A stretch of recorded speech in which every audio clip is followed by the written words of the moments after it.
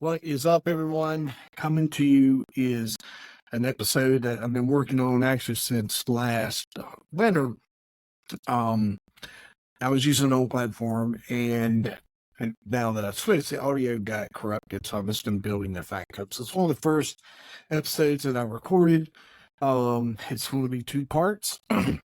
So the biggest thing is just give me some grace, and I appreciate you doing that. But don't let my shoddiness um, and my little tech snafu there keep you from listening to what Manti Barlow is going to bring us.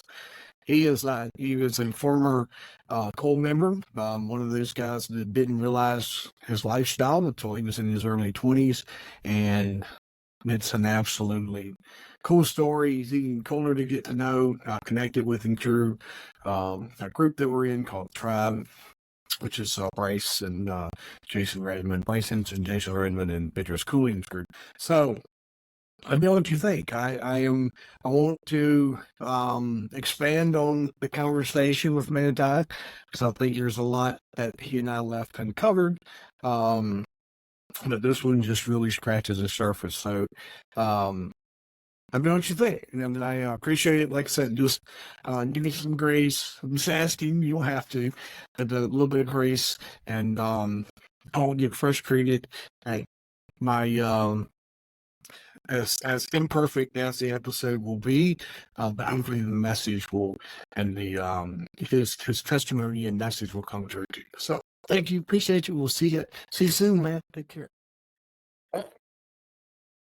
Fidelity Sierra Harrison, you are listening tonight on the Sabotage Podcast. I'm telling you, I am here with someone who is connected with through our national group. I'm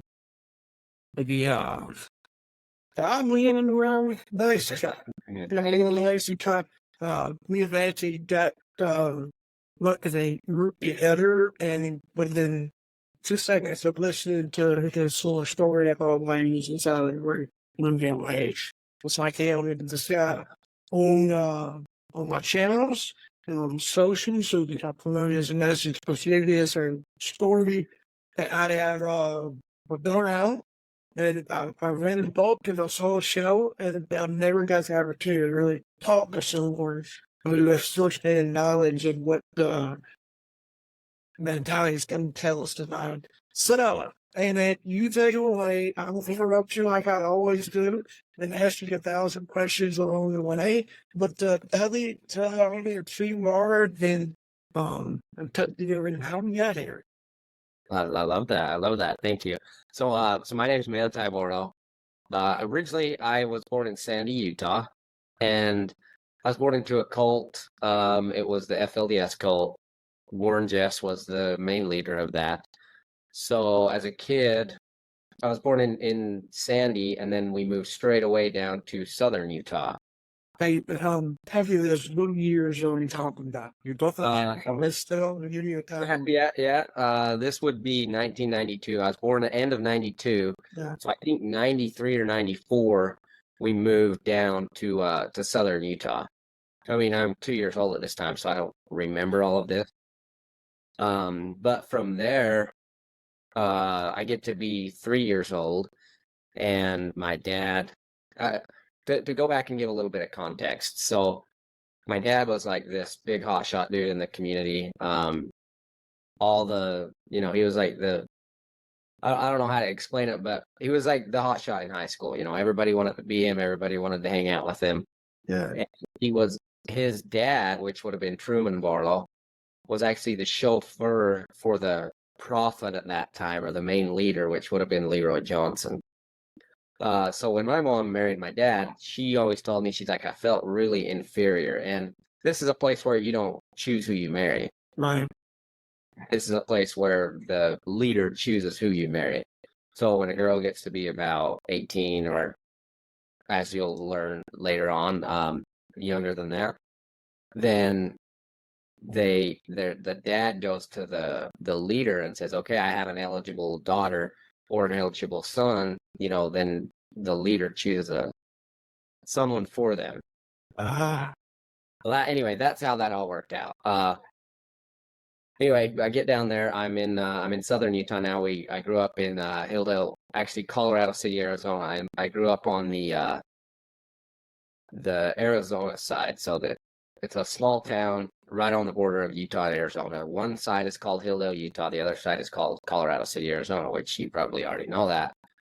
But they were practicing the polygamy, and what they would do is they would just move it from side to side. So if one side came in to arrest people, they'd move them to the other side, and then the jurisdiction goes away. So they would play a lot of cat and mouse like that. Yeah, so that's surely, so you're talking about being 3 years old, and this is just generational for you. You're a young man, you're here with Chet, and that allows you, your nephew, grandfather, and his father are part of this community. Um, with like education wise, when you're a school there, or still basically at elementary school, like all the other kids, and then yeah. About that, how much your education as you moved up to there? So the education was a little bit strange. They did have some schools.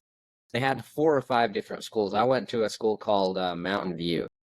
And as I got started into that, it was actually really fun. I finally got to get out of the house. I got to go hang out with some friends. Um, but I actually only went to 4th grade, and then the whole school system collapsed in the community because around this time, it would have been probably 2004.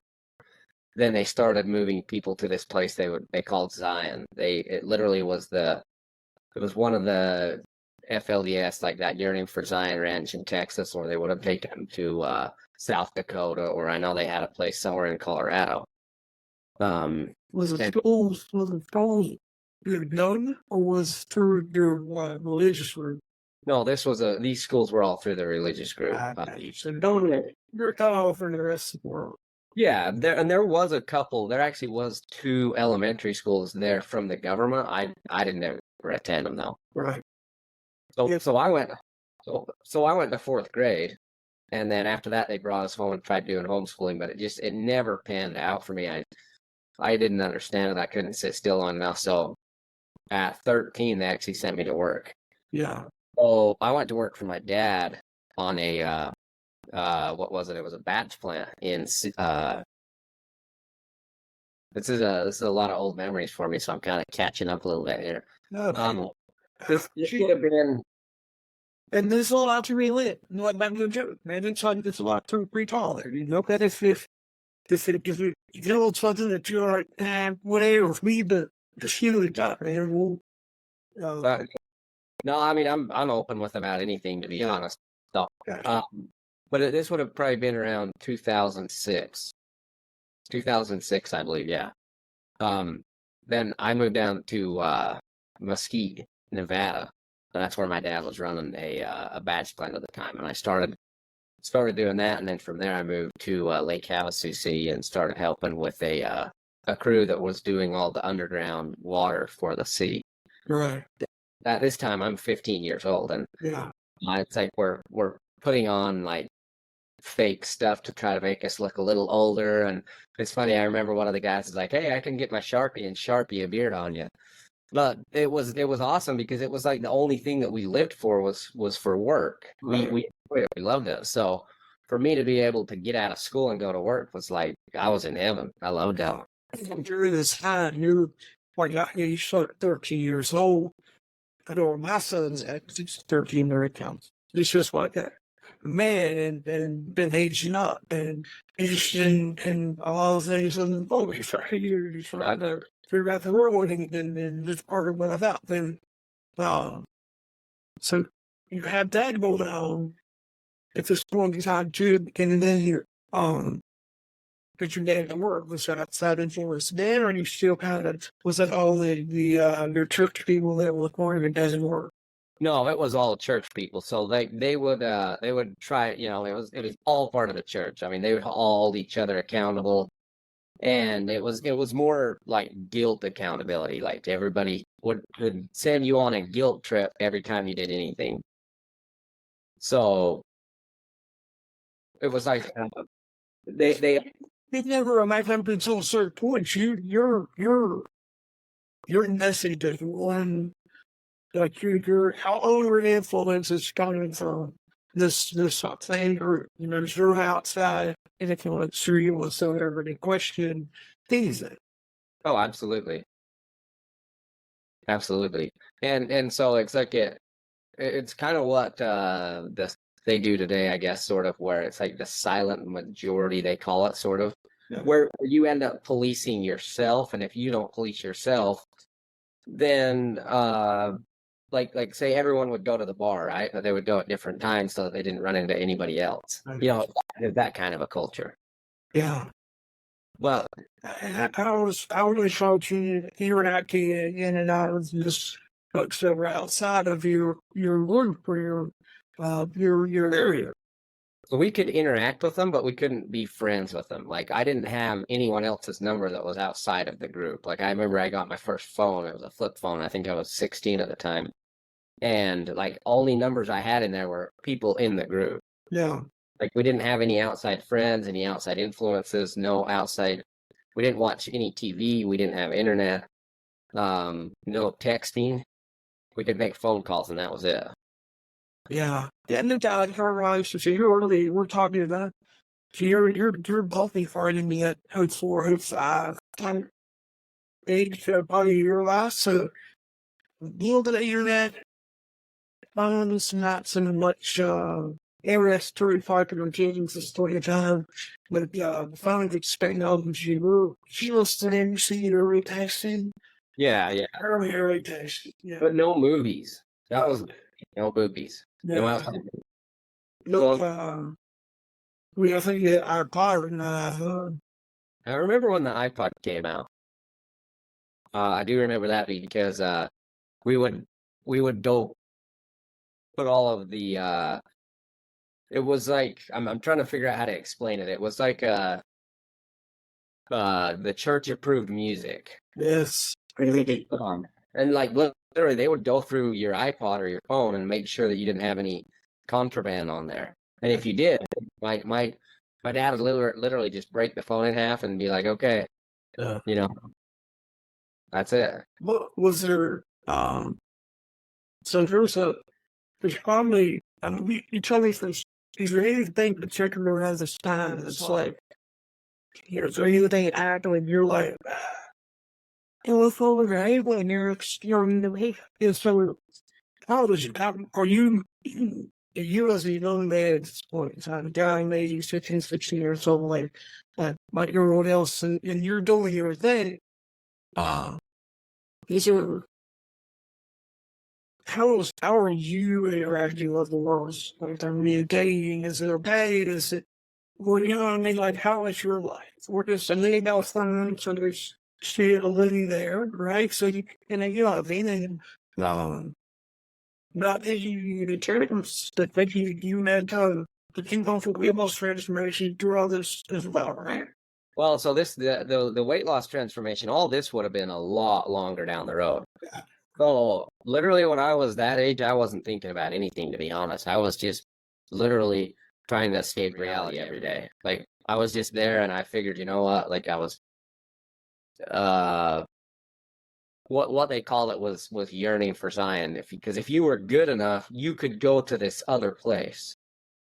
So that was all that was on my mind, because I'm so ingrained into this cult. It's like that's the only thing that I'm living for. I'm literally living for nothing else.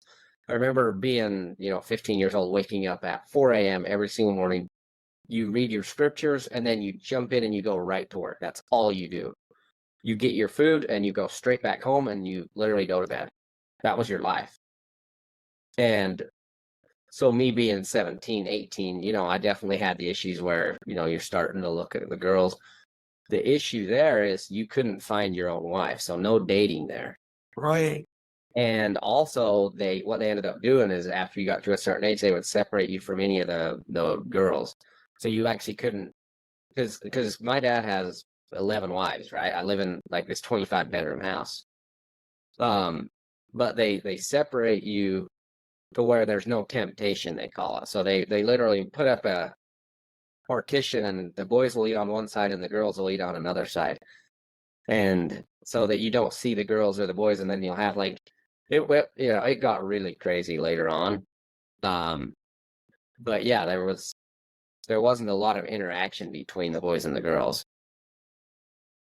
Is that how stuff you would like to be? Just the main thing, the kind of order that you're talking about. That's a lot of. So you, all those on your dad and the 25 lives. Just how many other kids is living? How many siblings or is that about for you?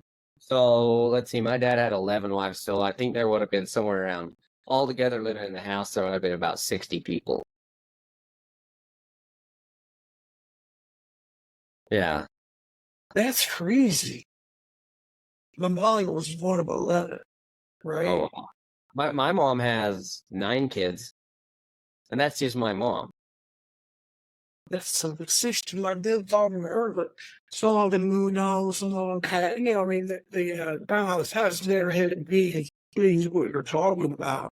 Because now, as you know, you're such a car or age wise, that she's along with something or we're older. You should next step up to your father and everyone does them about, they're supposed to out there and they're all live there later. I cannot imagine 16 people. Oh, it was chaotic, and as you can imagine, I was so my mom had 4 kids, and then the dad, my biological dad, got kicked out. He cheated on my mom, so he got kicked out of the community, and my mom married another guy that already had 2 wives, so she would have been the third wife. And then so I grew up with all these siblings that weren't actually my siblings. Yeah. So I mean, you can imagine how that all panned out. It's like it's crazy, it's chaotic, and you're growing up with all these siblings that aren't your siblings, and Yes. it as you can imagine, a lot of stuff went on in there. I mean, you put your mind to it, and you can pretty much imagine about anything, and that pretty much all. Yeah, really. Yeah, I bet I'm sure you're in the cheaper. Yes. Yes. The one you said that you hear Gertie you come, you're like, okay, you brother, sister. Yeah, it's like, oh, yeah, it's well, family, and you're just like, yeah. So I kind of go out with my mom never buried no dad, right? And even her pop dad, and but when you go to the family gatherings, it took me forever when I was in it. I need change here. No, I mean, this is the boyfriend. But that's not just because you're doing stuff now. Why did you take So that's kind of yeah, I understand that. Yeah. Yeah, sorry, I remember being I was physically I was an adult all the way back into and stuff like that. So it's like, you can say that, right? So easy. So, very soon. She said to comment, I think hopefully this will just really will help with finishing the new art, but she, at least, that's that we can go. I'm way deep down into this, so this is all just skipping right over the. Yeah, I know, that's what I got about I shared, look, she was on Wikipedia, and looked at the other day, and she's like, something about this, something like that. That she mentioned original guy's name, Jeff, Yeah, say that. yeah, yes. And also, I don't think Hamilton, I've been researching with him. Yeah, that's who it is. Yeah, so she was genius. Well, she was into just some bullying, or how we're doing it. Because they were just so worried hard that it was served one time. You're like, yo, this is some bullshit. Yeah, and you're like, nah. So, I just, he was fun to just turn that down with that looks at. That was crazy. So, around this time, I would have been 23 years old at the time, and I had never dated anyone, never had a girlfriend. All I've done is worked up to this point. And I got thinking, I'm like, there's got to be more to life than this. The guy, Mr. Jeffs is in jail, so he's not marrying anyone. There's literally people there that are 40 years old that haven't been married. And I'm thinking, you know what? This isn't going to work for me.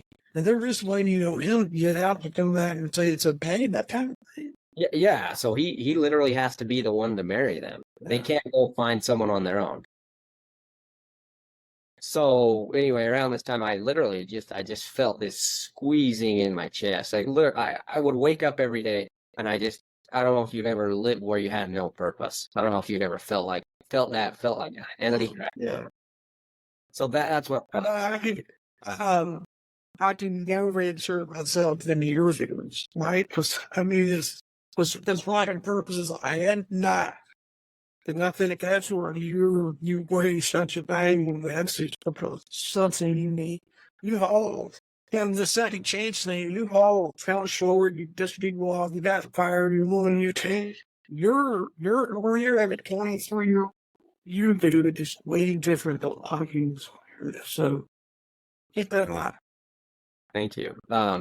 So try to connect with the audience a little bit. It would have been the worst depression, I guess you could think of. That was what it was. It was depression so bad that to feel anything, I would have to go do something worse. So in order, You could say how you consider this time, but the world or yeah, I'm hanging out with dudes mostly, yeah, and hanging out with my mom, with my siblings, but it's just there's no more joy in it.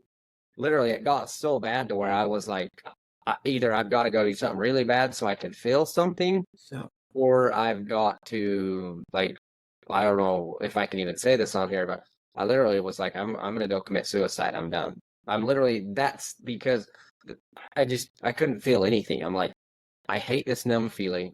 I have no purpose in life. I'm either gonna do two things. Either go do something really bad, or I'm gonna go, off myself. That was what the options were.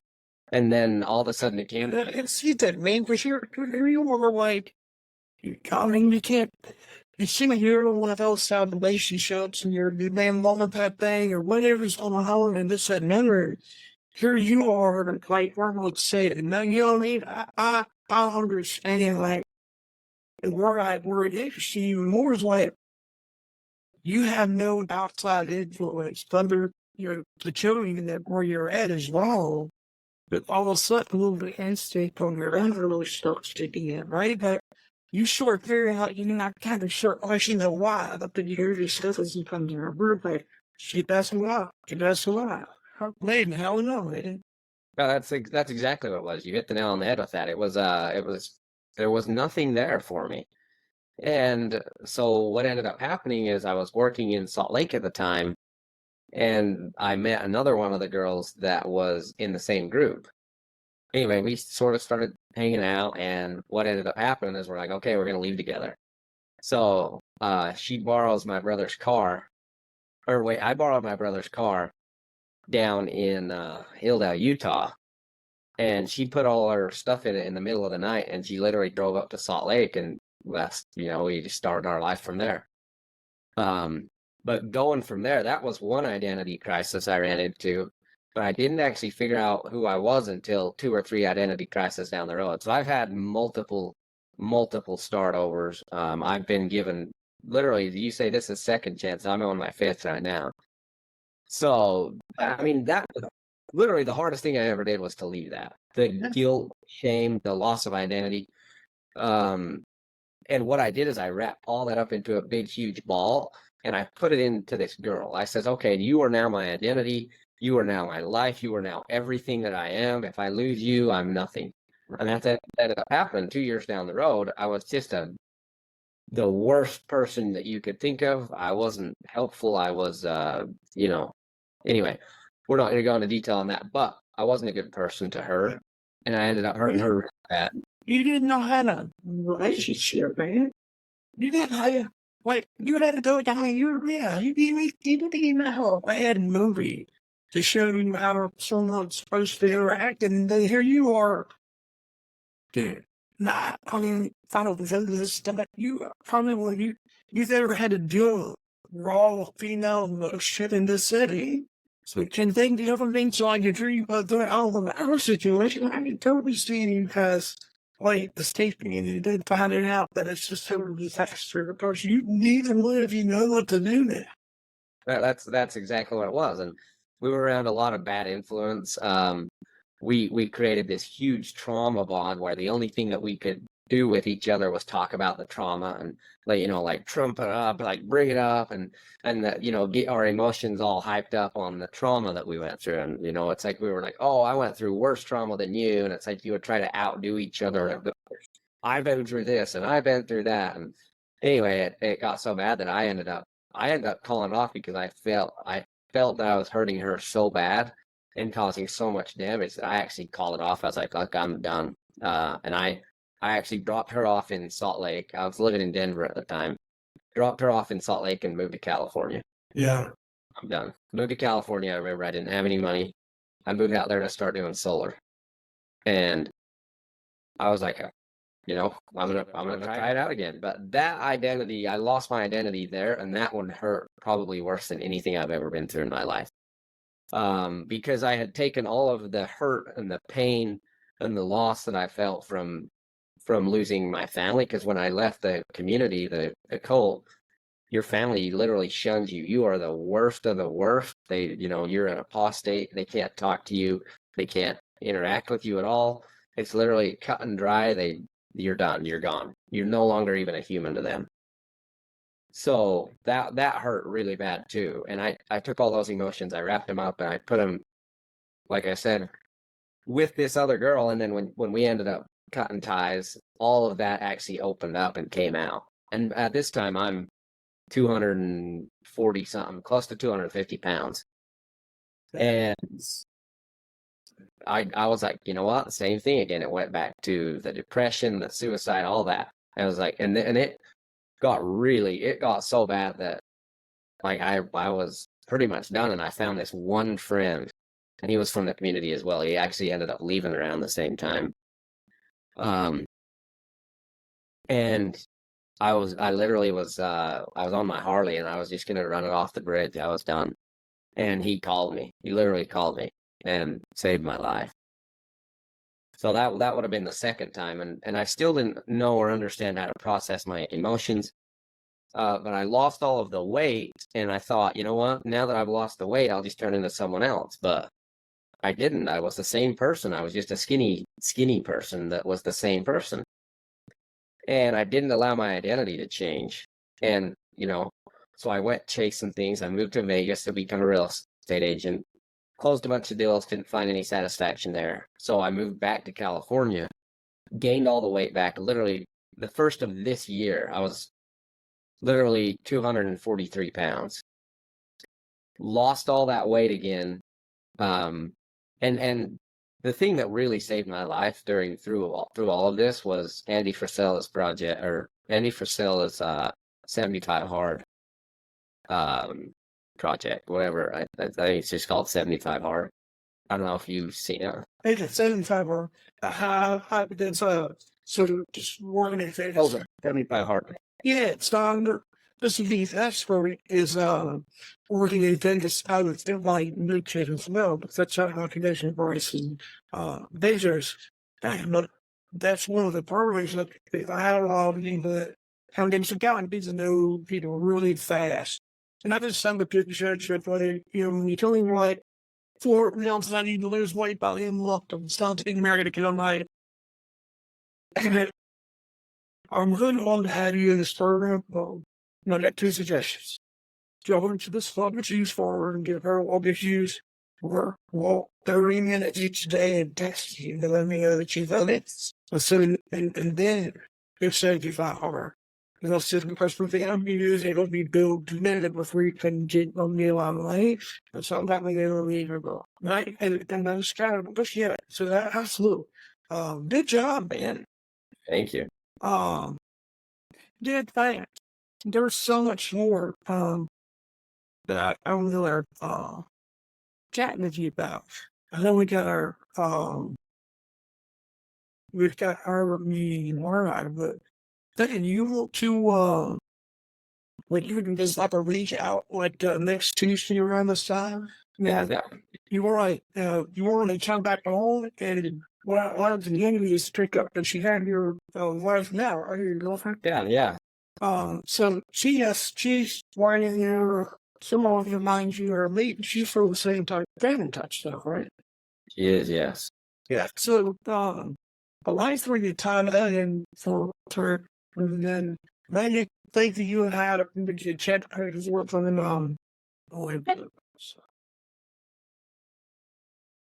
all right, awesome, everyone. Look, we're back, and this is part 2. Manti Barlow is with us. He sent me off to do some homework.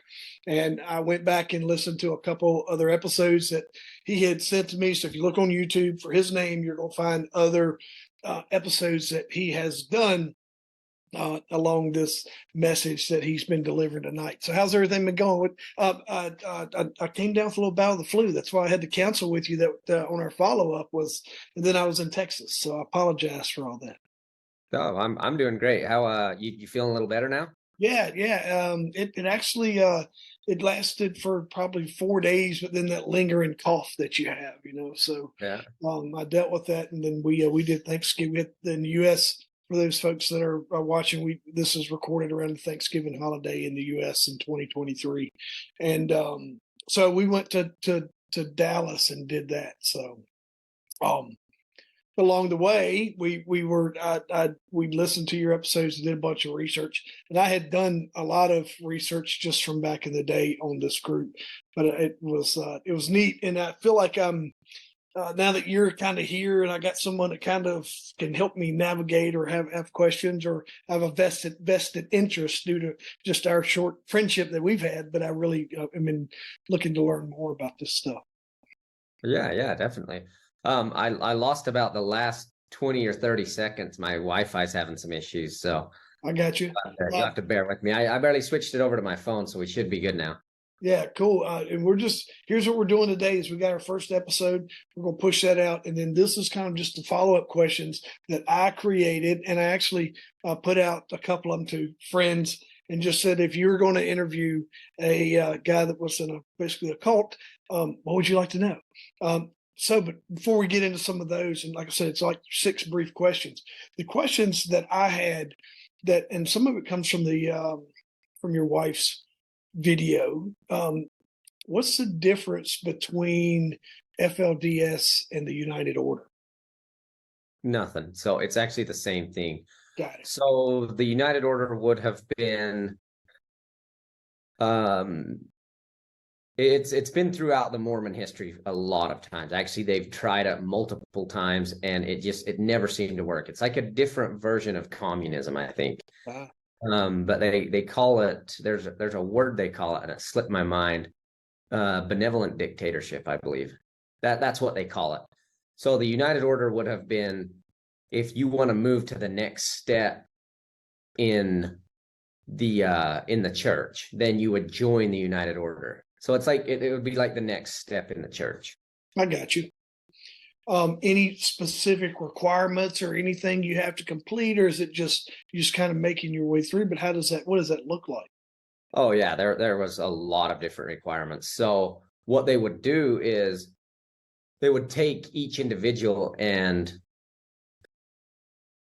bring them in and question them and make sure that you was doing, like, if you want the down and dirty, the nitty gritty of what they would actually ask you, all of the questions. The first thing they would do is they'd bring you in. It was scary to me when I first interviewed for it, because I'm like, oh, if I don't make it in, then I'm literally not even, they would call a non-member. And I'm like, I'm no longer part of the church if I don't make it in. So I'm technically an apostate. So I was really, really scared when I went for my interview. Anyway, you'd walk in there, they would have the bishop, which would have been Lyle Jeffs at the time, and a scribe, someone to write everything down. And he would ask you how your faith was in Mr. Jeffs, would I think be the first question, and then how he was doing. And then they would ask you, have you touched yourself, or have you masturbated, or any of this kind of stuff? And you're just like, I at the time, I didn't even know what it meant. So I was confused. I'm like, I have no clue what that even means. Well, have you been, and so he like rephrased it. He's like, have you been touching yourself? And I'm like, no, because at the time I had no clue what that even was or what that even meant. Anyway, and the next one was, have you touched any girls? Have you seen any naked girls? Have you watched any porn? And at the time, no, so I said no. And then they would ask you, I don't remember all of the questions. I just remember those questions specifically. I got you. But they would just interrogate you and drill down into your life about what you've been doing. And then they would decide if you could get in. Yeah. Is there any money involved, or is it just all questions? Do you have to pay? No, you didn't have to pay any more money. You was supposed to be paying. So each elder was supposed to be paying $1,000 a month to the church already. Yeah. So usually what we did with our paychecks is we would turn our whole entire paychecks in anyway. And then being a part of the United Order, we had to get everything that we wanted from them. So we would turn everything in and they would give us back what they thought that we needed. Yeah, I remember one of y'all's. I think maybe is it Anna? What's the wife's name? Joanna? There you go. I had Anna in there, but I forgot the joke. I think it came out of hers. But you took me right to the next question. Thank you for teeing me up. Is you mentioned in our last video that at one time there were 60 people in your house? Oh yeah. Um, I believe there was 63 altogether.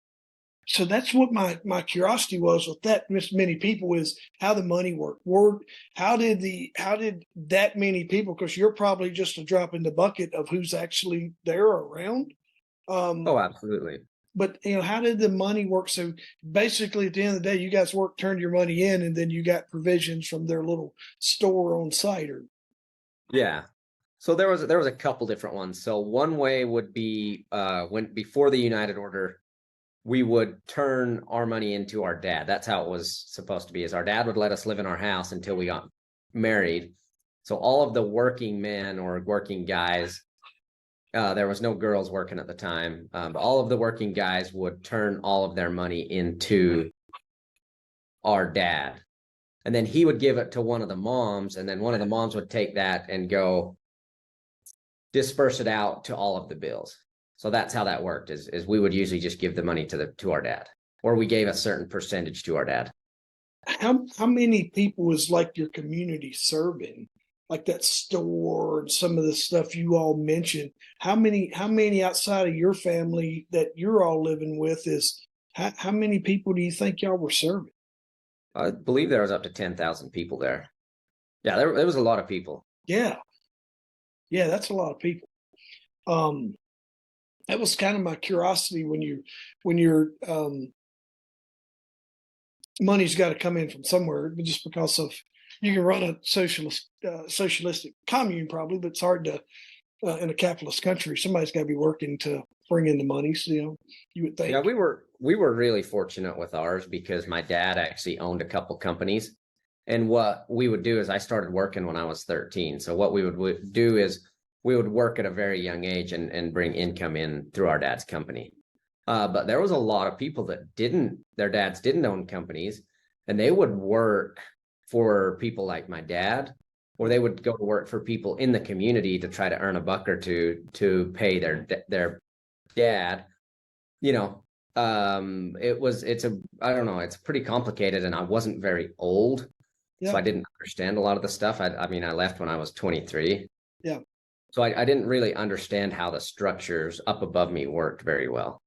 Yeah, no, I understand exactly, because I listening to you last time, and just basically how naive you were, but also how naive they kept you.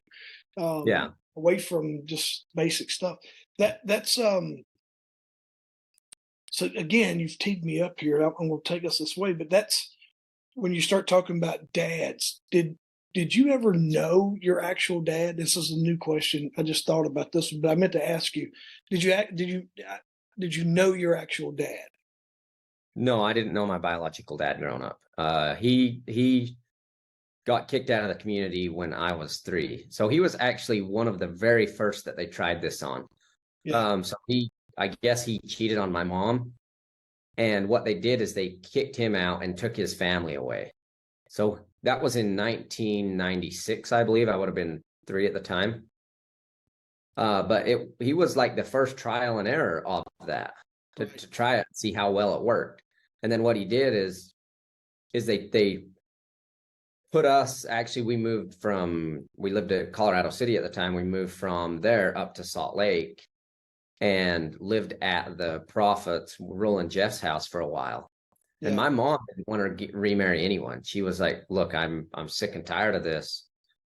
she'd been through a lot by this time. So she's like, I don't really want to marry anyone. So they gave her two options, my stepdad or some other guy that one of her other sisters. Actually, one of her sisters was married to each guy. So she could have chose one or the other. And she ended up choosing my dad, which is a really good thing. He was, he was hard on us, but I learned a lot. I really, really am grateful for all of the things that I learned from him. So that would be stepdad. Is he still around? Yeah. Actually, funny thing, I'm actually going to meet him for the first time in a long time for Christmas. Yeah.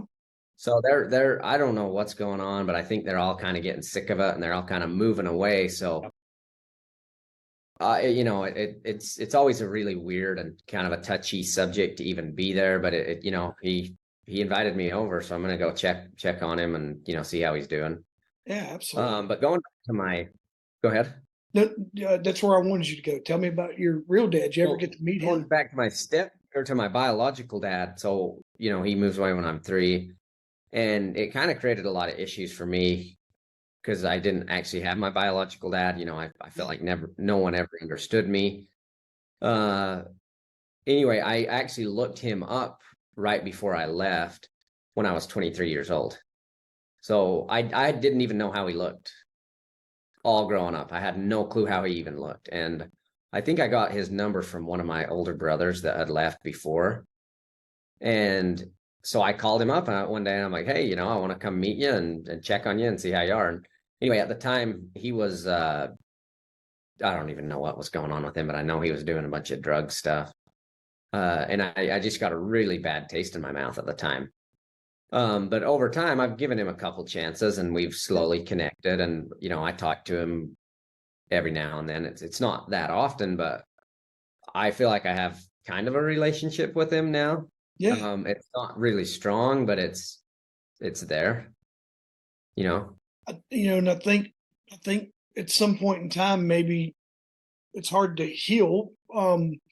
But it sounds like maybe you're working toward a lot of forgiveness, not only for him, for yourself or whatever, but your dad has probably a piece of the puzzle of why he ended up here too, and in this situation, I think he can lean into a lot of why a lot of the stuff got started for you guys from back in the day. That's actually crazy that you bring that up. I actually had a conversation with him just the other day, just about that. Right. And the questions I asked was, what happened? Why did you do what you did? Why did you go cheat on my mom with someone else when you could have stayed and raised us? And his thing was his dad was really, really abusive to him. And I didn't realize that because he was like the number one dude in his school. So the prophet before Roland Jeffs would have been Roy Johnson. So his dad, my biological dad's dad, was the driver for Roy Johnson. So he was really close. He was actually the guy that dealt with the taxes too for the whole community, the whole United Effort Plan, the UEP trust. So he was a big dude in the church. He would drive Roy Johnson everywhere. And what would end up happening is my dad would actually jump in because he was one of his favorite sons.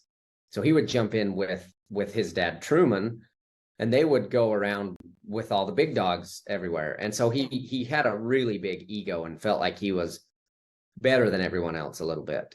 Yeah. And, what ended up happening is I think like all of us, he got kicked in the head and got humbled.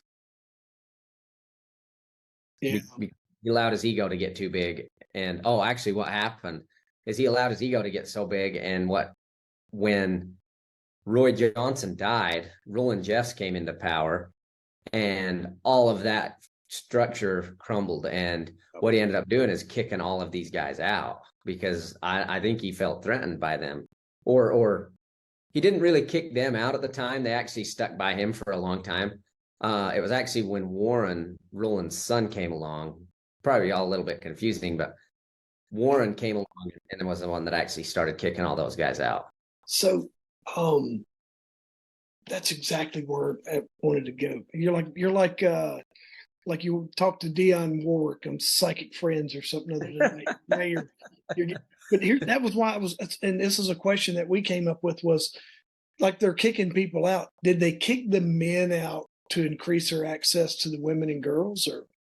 I believe that's what was happening. I have no clue. I don't know.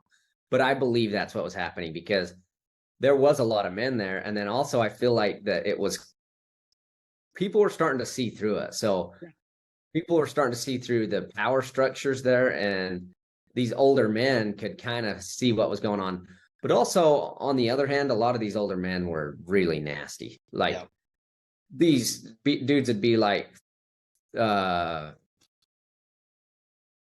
60 years old and be marrying these 16 and 15 and 12-year-olds and stuff.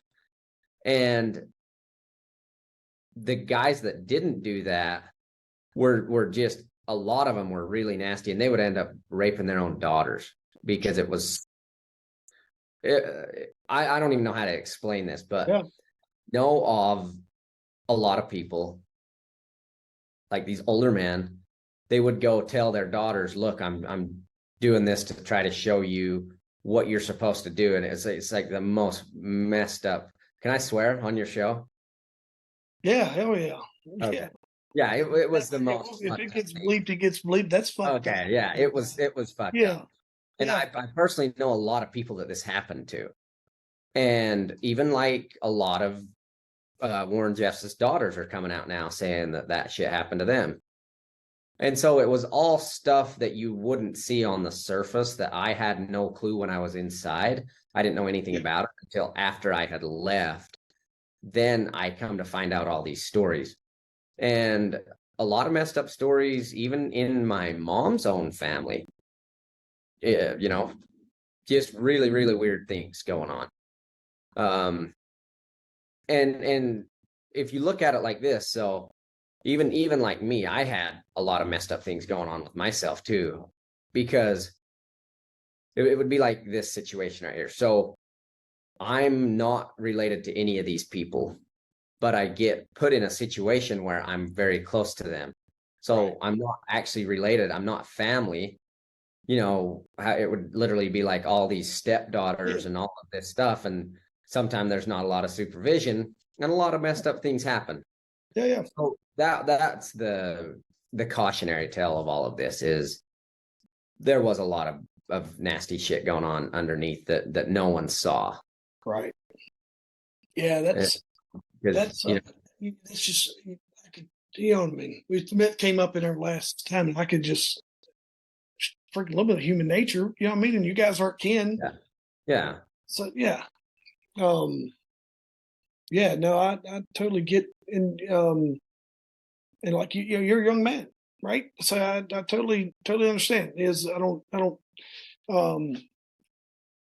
And y'all have been walled off from all the rest of the world too, you know? So it's crazy. And that came up, I was going to tell you, one of my friends was like, he doesn't know your backstory. And he goes, and we were talking, I go, got any questions for him? He was like, I'd like to know, what situation he was in life that led him to this, and why he couldn't figure it out. And I was like, dude, he was born into it. He went, do what? I was like, yeah, he didn't know. And he was just like totally taken back. He was like, he was born in this. And I was like, yeah. I was actually third generation born into it. Yeah. Actually, I may have even been fourth. So my great grandfather would have been what was his name? John Y. Barlow. And he was actually he was the prophet before Roy Johnson. Right. So it went John Y. Barlow, which would have been my great grandfather, and then Truman Barlow, which would have been my dad's dad, and then Seth Barlow, which is my dad, then me. So I mean, I'm literally fourth generation born into it. Yeah, that man, I tell you, that's because he was when I was telling him just about our conversation, and was like, we ended up he asked how we met. And I was like, we just ended up in a random Zoom room one night. When he said that, and I was latched on to him. I'm like, no, you're going to tell me more about this. That's awesome. You're going to tell me more about this. I did police work back in the day, back in the mid 2000s. I don't know that I shared it with you. So I've always enjoyed righting wrongs, and kind of lived in that lifestyle, and then just getting to the bottom of like some of this stuff's always been something that really interests me. But the fella ended up asking me, and I told him a little bit about, shared some of your journey, but there's a lot of people that was curious about your struggle the first few months after you left, after you jumped in your truck and said, I'm done. And I shared a little bit with them, but is there a couple things that stand out that you just remember distinctly struggling and how you overcame that? Yeah, so it actually didn't get any better for about 2 years. It wasn't like it was a struggle for a couple months. It was literally a struggle for about 2 years, and even longer than that. It was probably closer to about 4 years. But when I first left, I just remember, so the thing that was the worst thing that you could do there is have sex. Like if you had sex, you were out. And I just remember that fight in me to do it or to not to do it. And I really loved this girl at the time, and we actually ended up leaving together. And the whole story behind that is I was working in Salt Lake at the time, so I was working out of town, and some of the girls from the community came up and were doing something up there, and I met one. Anyway, we got hanging out with each other, and did whatever we did. And what ended up happening is I'm like, look, I'm sick of being there because I know I'm not going to get married, so I'm just going to leave with this girl.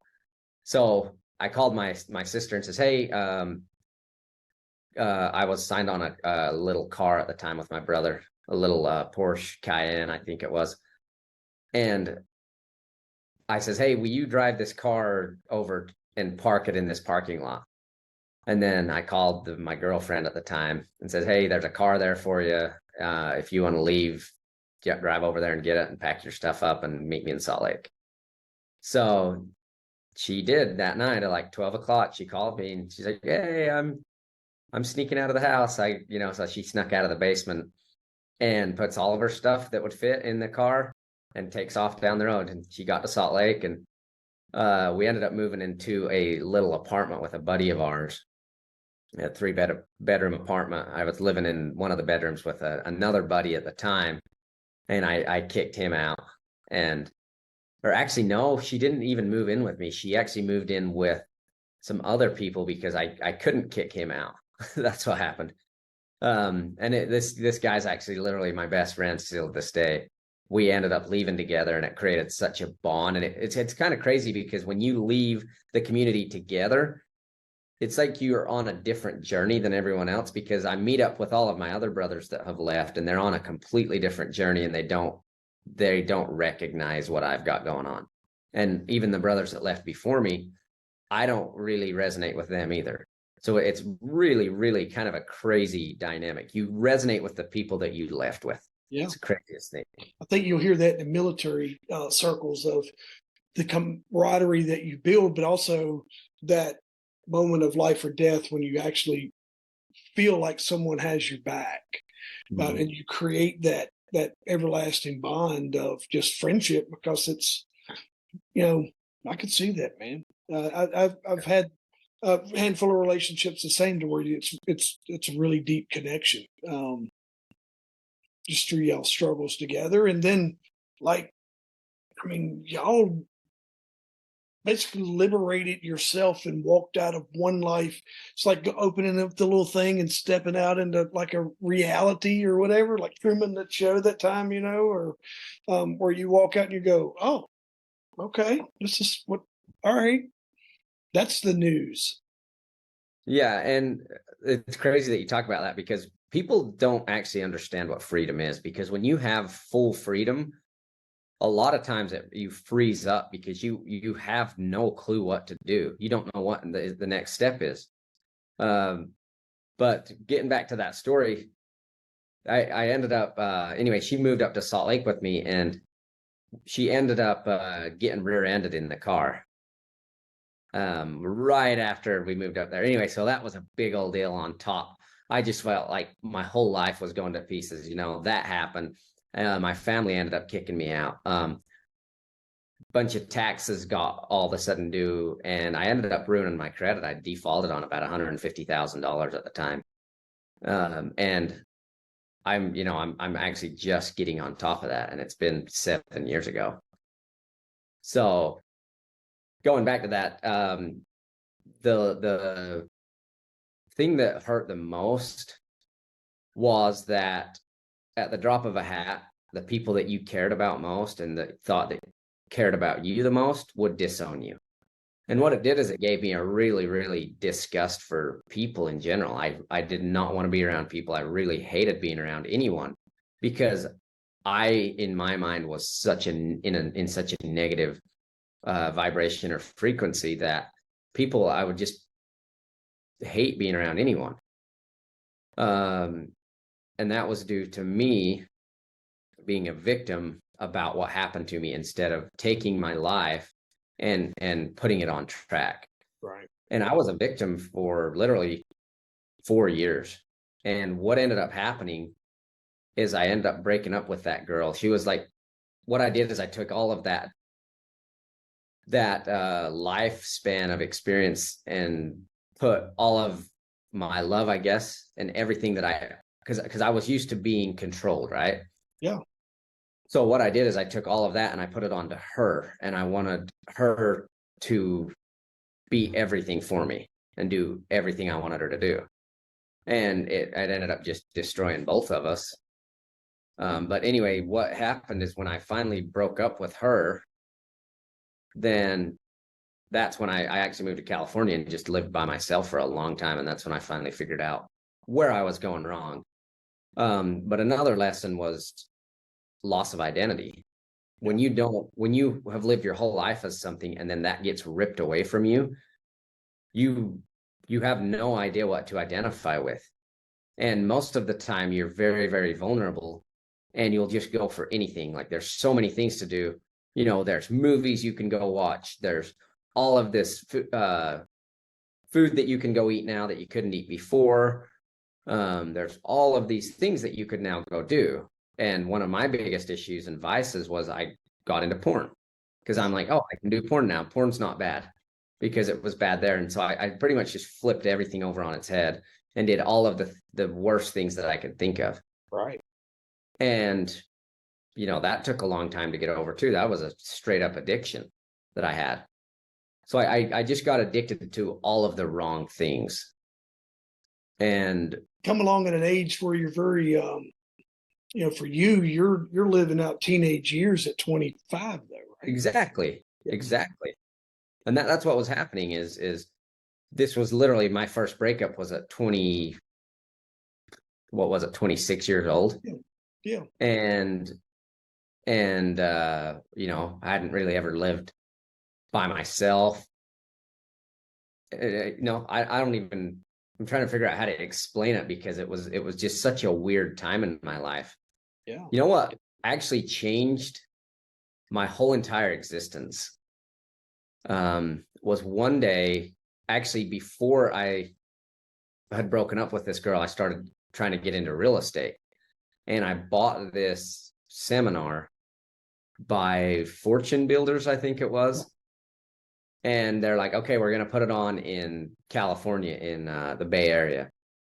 I'm like, cool. I'm moving to Concord. So that's where I was moving to at the time from Denver, Concord, California, which is about 2 hours from the Bay Area. And I moved there. I remember just being so broke. We were just living, Yeah. It was funny because my buddy and me, we were such good friends. And if he had a little bit of money, he would share it with me. And then if I had a little bit of money, I'd share it with him. So it's like, we always were consistently either one or the other had an account that was negative at the time. Yeah. And they were just, I'm 26 years old. I'm technically homeless, living in a room. The company I was working for provided for me. And I went to this Fortune Builders 5-day or 3-day seminar. That's what it was. And it completely opened up my mind. I'm like, you know what? I can change my future. It's all about what I'm thinking and what I'm doing. And I met a person there that ended up being the wife of the guy that I would now work for. They're since divorced. But it just, when I finally decided, it was the last day of the seminar too that I met her. Like I was literally walking out the door and we kind of just bumped into each other. But when I finally decided to stop being a victim and look for help, that's when all the help all of a sudden showed up. And so many times since then in my life, there's been so much different things happen. It's like that saying that says, when you're ready, the teacher will appear. That is one of the greatest things that's ever happened in my life. But that's not even the end of the story there, because that happened. And then later on down the road, I started working out because I was fat at the time. Yeah. I got down to a certain weight, and then all of a sudden another guy who was a runner-up for Mr. Olympia, I ran into him. We became friends. He started teaching me how to work out, and I got down to a really good weight. And then after that, we kind of parted ways. And just recently, I've always loved cars. Just recently, as of literally a couple weeks ago, I ran into this guy, and this was okay. I went and did the project. You know what the project is, right? I was going to say, went and did you ended up connecting with Betros and a whole network of. Yeah. I I did the project, and after the project, I was literally a totally different person. And I'm literally vibrating in a completely different energy. I'm running into all of the people that I always wished I could run into back when I was being a victim and being like, oh, I'm not good enough, and, self-deprecating and all of that. But just the other couple weeks ago, I ran into this guy, and it was at a car show. And he's put me in touch with all of these other car people. I've been going to these car shows, these meetups, meeting these wonderful people. All of these people are very, very well off financially. And I'm putting myself in completely different rooms than I ever would have thought. I met you. I met all of these other people because I went and did the project. Yeah. And I attribute it to that, like doing that hard thing and actually opening up my mind to new possibilities.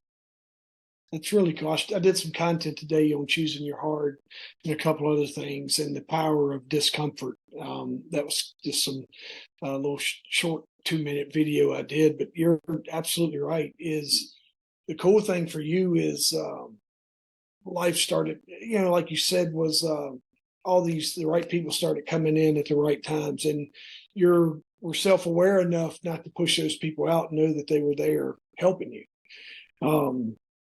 A lot of times, like you didn't have where you weren't persuaded by media or whatever, where you are kind of naive and you stumble through these things and you're just open to whatever. And it's really cool that all the bad people could have re-entered your life in new forms, but they didn't. It's all good people that are setting you off in motion to do these amazing things.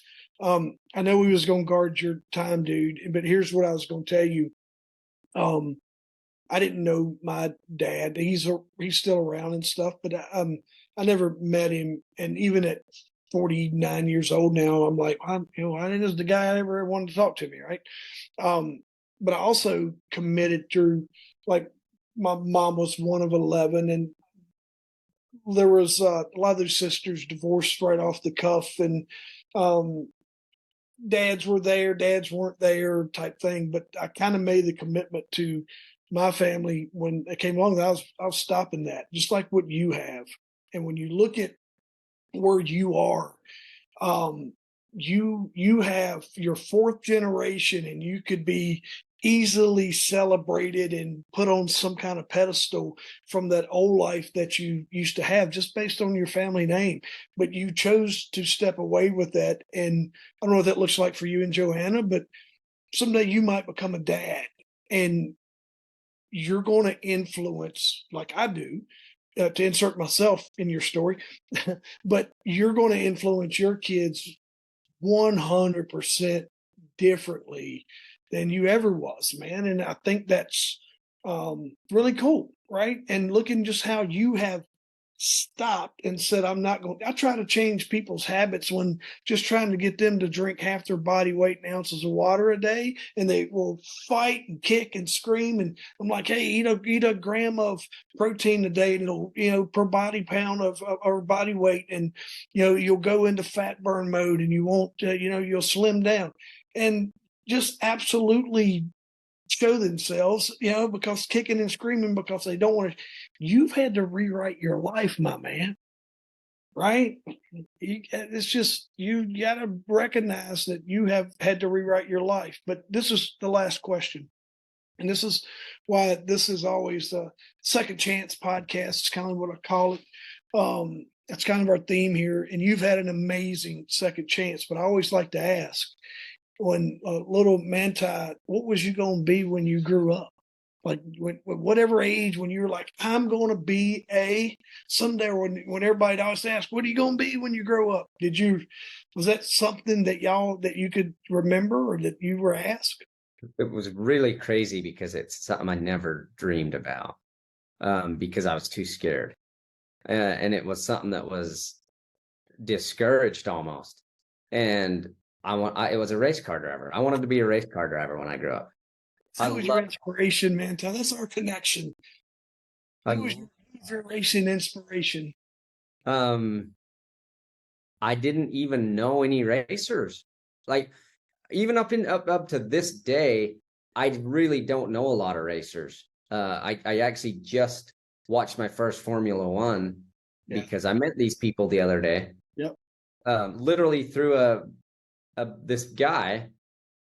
I watched my first Formula One, and that's actually the first live race I've ever watched in my life. You're in Vegas, right?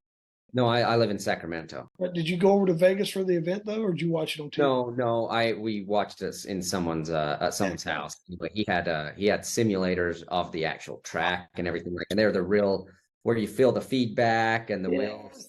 Anyway, it was so awesome. Yeah. And now we're talking about, they integrated me into this club of theirs.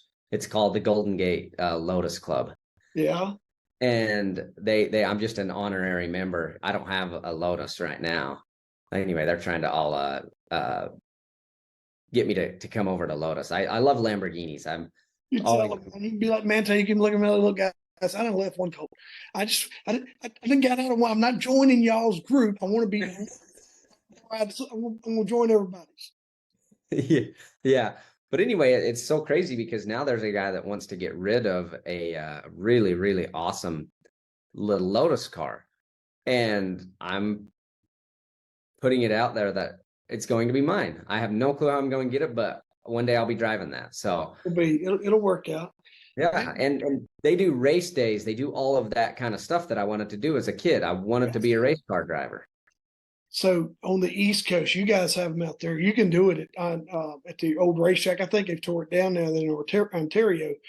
But I'm fortunate enough on the East Coast. I am in right north of all the NASCAR community. We've got Martinsville Speedway, Bristol, Richmond. I can be at a NASCAR track in 4 or 5 directions in 3 hours. 1 hour is my closest track. But then we have Virginia International Raceway, which is a road course that's down in Afton, Virginia, which is right outside of Danville. And I've talked to Bedros before about, he's still got that little hot rod Nissan. But you can bring your car down and run those on track days. But there's like Sonoma Speedway out there. There's Uniseca. Yeah. Oh. All those places have car clubs where you can, like, even if we're in a Lotus, but they have days when you can go, and they do schools, all sorts of track stuff where you can just go pay a fee. And just, I have a friend that does that. He says he doesn't want to own a race car, but he goes and pays a fee and races all day just to get it out of his system, and loves it. So. Yeah. And that's, these guys do, they have like 7 race days a year that they go do race day. They were track days. That's what they call them, track days. Yeah. So Same they thing with invited me. me out, and I'm gonna go try it now. Yeah, you should. Absolutely. Freaking. How old are you? Well, I'm 30. Yeah, dude, do this before you have kids. I mean, Yeah. if you do it after you have kids, just more liability on, you know what I mean? But absolutely, dude. You should, if you've never done that. And the cool part is, I always ask that, because a lot of times you'll get a, well, I wanted to be this. And then ultimately I go, why didn't you do it? And it just takes us down a whole nother path. And yours is going to be unique, but dude, you have no freaking reason not to go race those cars. Oh, 100%. And I've rented a Lamborghini before. I've rented a Ferrari before. Actually, crazy story. That's how I met my wife. I rented a Lamborghini, drove it from Vegas to St. George, Utah, and I met her at a car event. So, like, there's another story that has to do with cars and destiny. Yeah, I was gonna say, dude. I can't thank you enough. But I'd love to. If when you look at schedules, you want to talk cars. I grew up around racing, and I definitely do. And then what I would want to do is I want to come and actually meet you in person and go do a car day. That would be really, really fun. yeah, no, and I'm planning on trying to be there in March. I got to figure out I was looking at flights the other day. It'll probably just be me. But I want to come to the meetup in March as well, to do that. But the biggest thing is, I'll get this all edited, and then I've got just a bunch of editing to do here, and I want to have this all done and some stuff fired off by the first of the year from this platform. So, but if there's anything